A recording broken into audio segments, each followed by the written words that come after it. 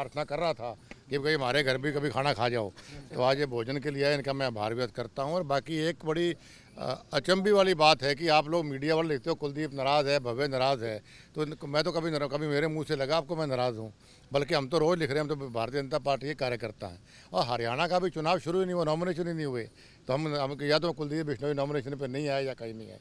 कोई नाराज़गी नहीं है, पूर्ण रूप से भारतीय जनता पार्टी के साथ हैं, बढ़िया तरीके से मेहनत करके, चाहे वो हिसार लोकसभा है या कोई लोकसभा है, भारतीय जनता पार्टी का साथ देंगे और 10 की 10 सीटें हम भारतीय जनता पार्टी जिता के एक झोली में डालेंगे। मोदी जी को हमने प्रधानमंत्री बनाना है ताकि देश तरक्की करे। आप चुनाव प्रचार में कहाँ रहेंगे, भव्य कहाँ पे रहेंगे? सभी जगह रहेंगे, जहाँ भी पार्टी हुक्म करेगी वहाँ रहेंगे। और 29 तारीख को जो रैली है आदमपुर के अंदर, उसमें मैं भी आऊँगा, भव्य भी आएगा और सभी तमाम मुख्यमंत्री जी भी, सभी लोग हम आएंगे। ये कांग्रेस भी ज़्यादा कह रहे हैं कि कुलदीप साहब नाराज है, पक्का कोई नाराज नहीं, कांग्रेस पार्टी वालों की बात को सीरियसली क्यों लेते हो? अब लोग उनको सीरियसली नहीं लेते, वो तो खत्म हो चुकी है पार्टी, उन्हें कोई भविष्य नहीं है। टिकटें क्यों नहीं बांट रहे कांग्रेस वाले सर?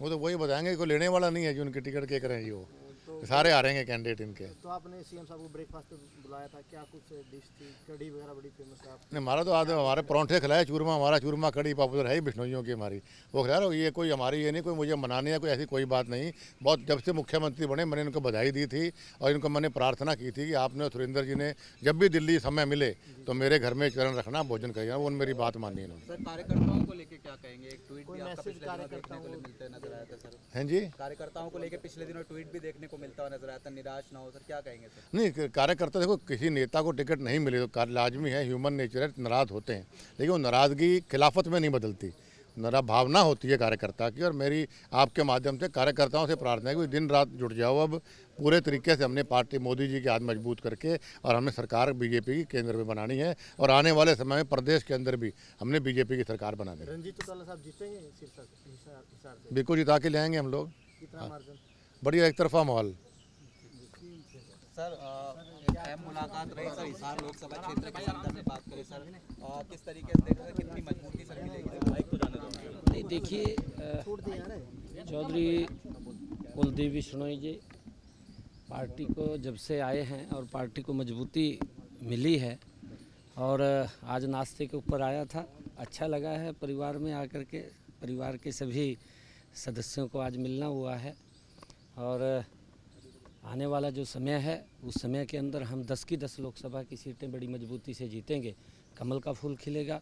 नरेंद्र मोदी जी को तीसरी बार प्रधानमंत्री बनाने में हमारी हरियाणा की अहम भूमिका होगी और उसके अंदर कुलदीप जी का भी एक हाथ बड़ा उसके अंदर होगा। तो कहाँ कुलदीप जी प्रचार करेंगे सर, भव्य कहाँ करेंगे? वो उसकी बैठ कर के सारी रचना बनती है, योजना बनती है पार्टी के अंदर बैठ कर के, कहाँ कहाँ ड्यूटी लगेगी, क्योंकि जहाँ भी ड्यूटी लगेगी और जिस नेता की भी ड्यूटी लगेगी वहाँ पर वो जाएंगे। सर कांग्रेस अभी तक टिकट अब नहीं सर नहीं बांट पाई है, बीजेपी के तमाम प्रत्याशी मैदान में है सर, लगातार देरी देखने को मिलती है नजर आई, किस तरीके से उनकी रणनीति को देख रहे हैं? कांग्रेस में मंथन चल रहा है, क्योंकि जो बड़े नेता हैं, चाहे भूपेंद्र सिंह हुड्डा थे, पिछली बार चुनाव लड़े थे, रह गए थे, अब की बार कहीं ना कहीं उनके मन में इस बात का डर है कि अब की बार भी हम हार ना जाएं, और उस हार के डर के कारण वो कहीं ना कहीं मैदान में उतरने से डर रहे हैं और किसी न किसी के ऊपर कभी किसी पे हाथ रखते हैं, कभी किसी पे हाथ रखते हैं। और हमारा युवा है भव्य, आगे आ जाओ भव्य जी, भव्य हमारा ये युवा है, आने वाले समय का नेता है हमारा, और मिलकर के हम मजबूती से 10 की 10 लोकसभा की सीटें, और करनाल में भी एक कमल का फूल 11 का अंक शुभ होता है और 11 के 11 कमल के फूल खिलेंगे और नरेंद्र मोदी जी देश के तीसरी बार प्रधानमंत्री बनेंगे और वहाँ पर भी कमल का फूल खिलेगा। आपका नामांकन 6 को रहेगा ना सर? 6 तारीख को। सर कांग्रेस के मैनिफेस्टो को लेकर लगातार हम देख रहे हैं कि जो चीज़ें वो देखने को मिलती है, प्रधानमंत्री ने निशाना साधा कि मंगलसूत्र लेने तक का जो काम है वो कांग्रेस कर देगी सर। विरासत टैक्स को लेकर भी कांग्रेस के नेताओं का बयान निकल कर सामने जो बयान दिया है विरासत टैक्स वाला सर, देखिए, क्योंकि उनकी सोच रही है, जिस प्रकार का उनकी सोच है वो जग जाहिर हो जाती है। जो उनका हिडन एजेंडा है, उन्होंने जो मैनिफेस्टो के अंदर दिया है वो भी देश के सामने आया है, जिस प्रकार का उन्होंने कहा है और उनकी सोच दर्शाती है। वो एक वर्ग की बात करते हैं, मोदी जी 140 करोड़ लोगों की बात करते हैं कि हमारा जो कार्य होगा वो देश के 140 करोड़ लोगों के लिए होगा, और वो कहीं ना कहीं एक विशेष वर्ग को आगे ध्यान में रख करके उसके ऊपर की बातें करते हैं। परंतु आज देश समझ चुका है, देश के सामने